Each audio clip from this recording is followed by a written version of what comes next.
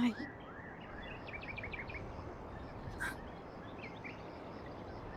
já tá chegando?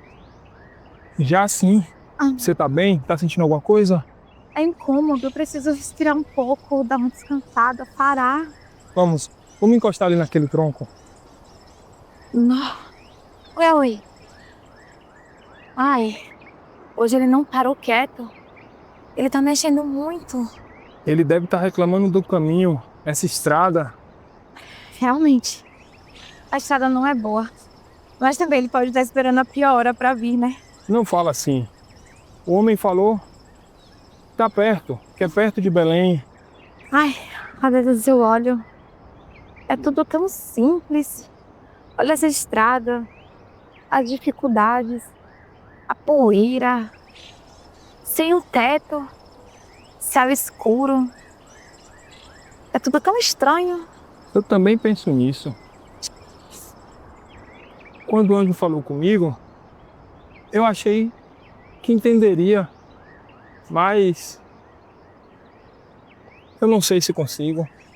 Você vai conseguir. Você já está conseguindo. Você está aqui comigo. Você vai conseguir. Ou melhor, já conseguiu. Eu sei consertar, construir, mas isso é muito maior do que eu já segurei nas minhas mãos. José, você consegue. Você está conseguindo fazer tudo. Mas sabe, quando o anjo apareceu para mim, eu também tive medo. Muito medo. Você nunca disse isso. Até porque. Ui, todo mundo olha o milagre. Mas ninguém pergunta. E ninguém sabe como pesa carregar o milagre. Esse é o problema. Sabe, José? Eu tenho a sensação e a certeza de que o caminho dele já não é fácil no início e nunca vai ser fácil. Nunca será fácil o caminho dele. Mas por que você acha isso? Olha pro início. Olha essa estrada, as dificuldades, nada preparado, segurança nenhuma, os burburinhos, as conversas do início.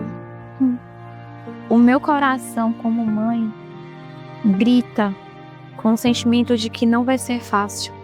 Essa é a sensação que eu tenho. Oi, e a certeza também.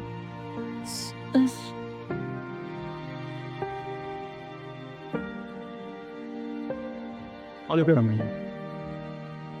Eu sei que é difícil. Pra você, mais ainda. Mas eu tenho a sensação que tudo isso faz parte de algo muito maior que a gente. E no fim, vai valer a pena.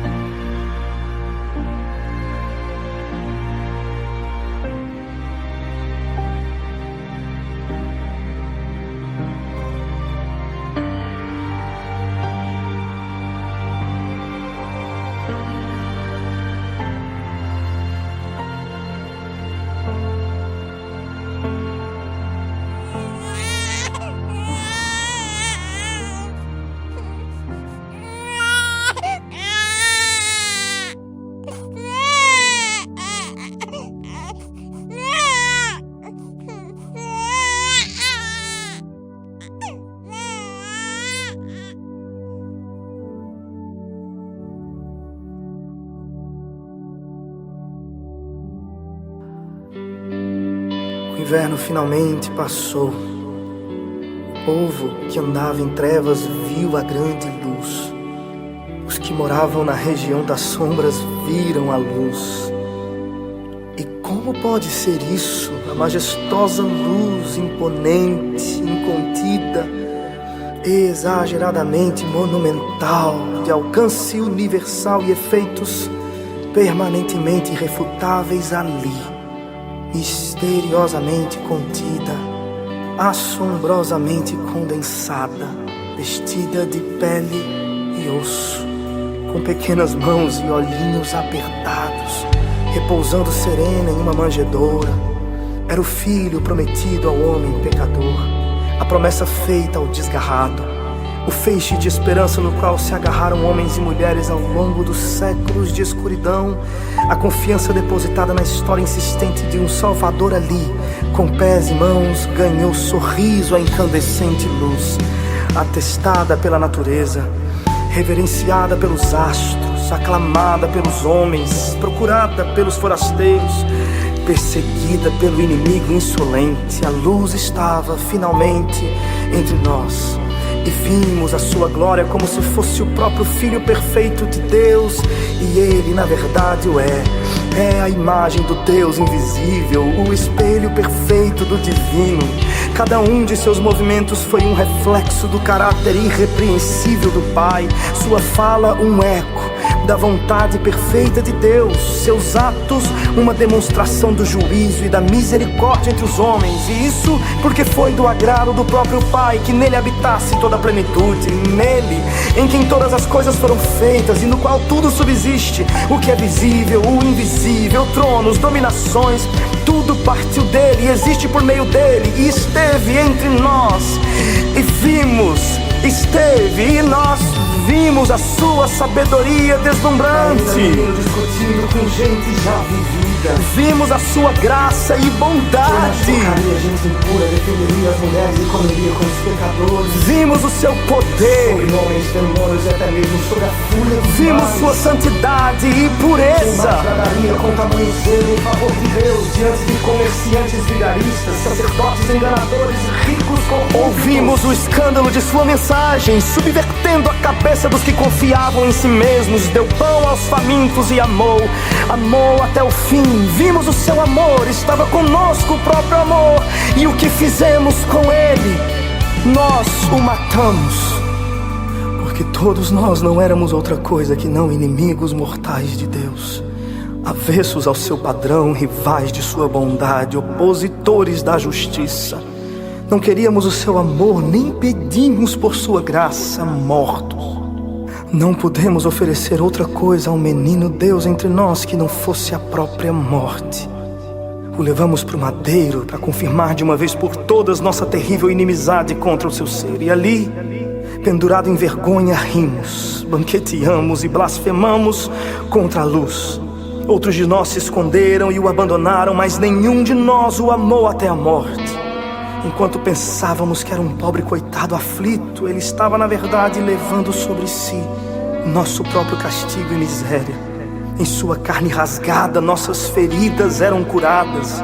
Em sua vergonha, nossa culpa extinguida. Por meio do sangue precioso do Cordeiro mudo que jorrava, nossas maldições eram exorcizadas. E quando recebeu o castigo misterioso da ausência do próprio Pai, fomos reconciliados. Morreu o precioso Cristo em vergonha, em desprezo, e sob a pesada mão da mais furiosa ira esmagadora de Deus morreu.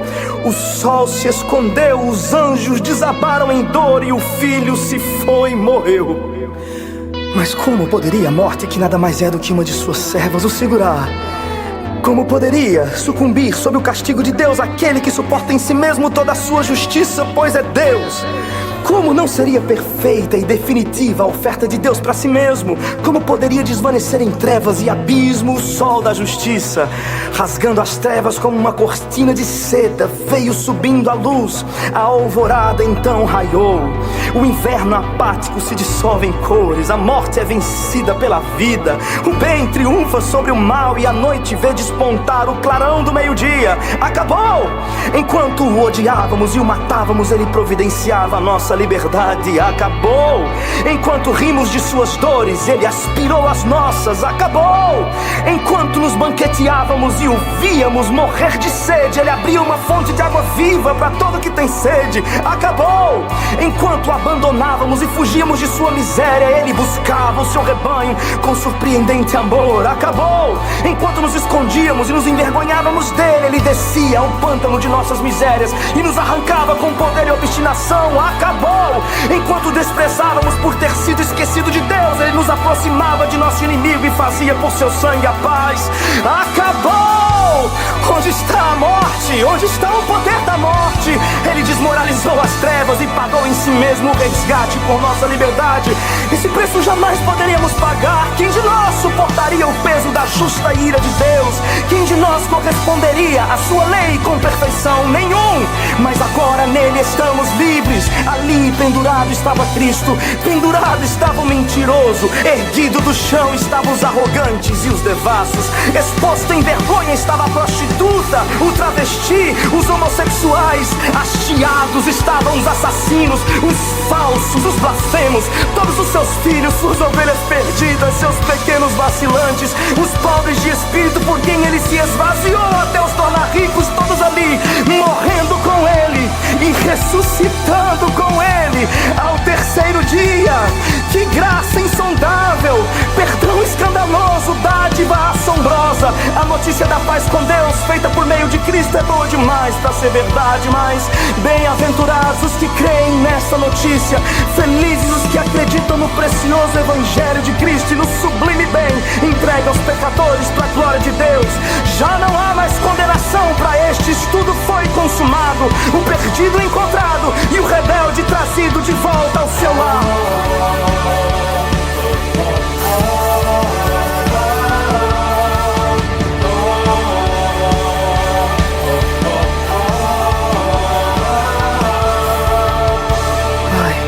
Em tuas mãos entrego o meu espírito.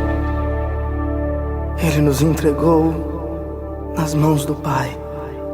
E quem nos arrebatará desta segurança eterna? Que cantem os justos e se alegrem os redimidos. Cristo é o nosso sublime.